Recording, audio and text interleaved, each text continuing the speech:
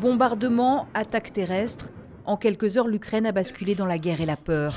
Du discours, Vladimir Poutine est passé aux actes.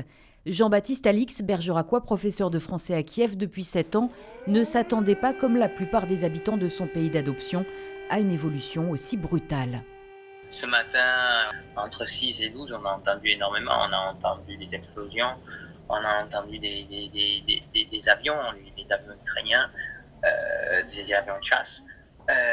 On a entendu la sirène antiaérienne avec ce bruit sinistre qui te dit que voilà, ton espace est violé, que à tout moment ça peut taper. De nombreux ressortissants français sont partis ces derniers jours. Jean-Baptiste et sa famille ukrainienne ont attendu et pris la route aujourd'hui, en vain.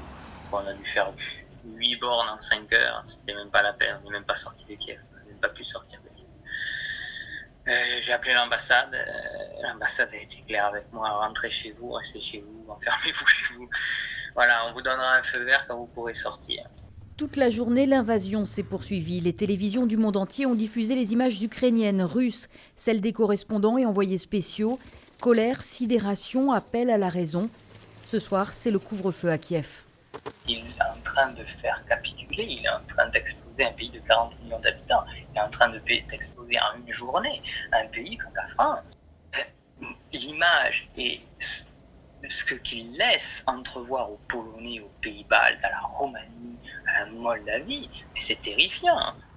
Jean-Baptiste attend l'ouverture au plus vite d'un corridor qui lui permettrait de partir avec sa femme et ses 2 filles.